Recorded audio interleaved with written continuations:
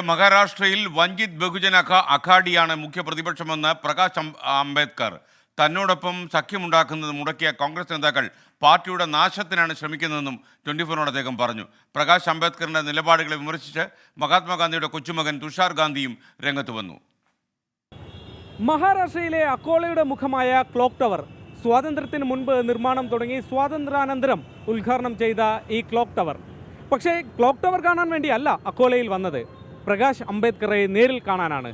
ഇത്തവണയും പ്രതിപക്ഷ വോട്ടുകൾ ഭിന്നിപ്പിച്ച് BJPയെ സഹായിക്കാനാണ് പ്രകാശ് അംബേദ്കറും വഞ്ചിത് ബഹുജൻ അഘാഡിയും ശ്രമിക്കുന്നതെന്ന കോൺഗ്രസ് ആരോപണത്തോട് അദ്ദേഹത്തിന് എന്താണ് പറയാനുണ്ടാവുക? നേരിൽ കണ്ട് നമുക്ക് ചോദിക്കാം.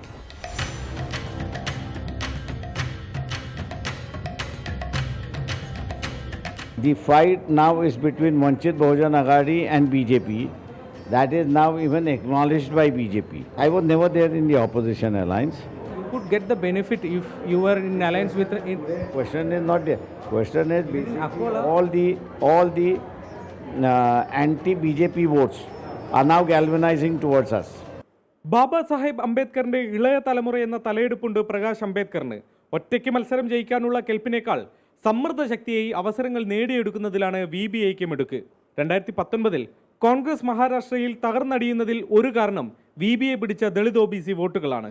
ഇത്തവണയും അതിനുള്ള ഒരുക്കമെന്നാണ് വിമർശനം. സഖ്യ ചർച്ചകൾ പൊളിച്ചതിൽ കുറ്റമത്രയും കോൺഗ്രസ് നേതാക്കൾക്ക്.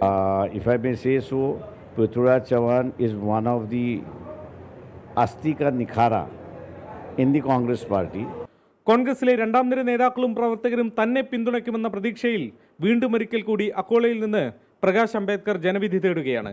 എന്നാൽ ഇക്കാണുന്നതെല്ലാം BJPക്ക് പ്രകാശ് അംബേദ്കർ നടത്തുന്ന നാടകമെന്നാണ് മഹാത്മാഗാന്ധിയുടെ കൊച്ചുമകൻ തുഷാർ ഗാന്ധിയുടെ വിമർശനം. Prakash Ambedkar's game has been exposed and his claim of representing Dalit votes is sounding more and more hollow. പാരമ്പര്യമല്ല, പ്രവർത്തനമാണ് ആളുകളുടെ മഹിമ തീരുമാനിക്കുന്നതെന്നും ഓർമ്മപ്പെടുത്തൽ. Both the legacies are very exploitable and it depends on how much you respect that legacy. Because it's not the legacy of an individual, it's an ideology. മുംബൈയിൽ നിന്നും വരുൺ വീനാർക്കൊപ്പം ശ്രീനാഥ് ചന്ദ്രൻ, 24.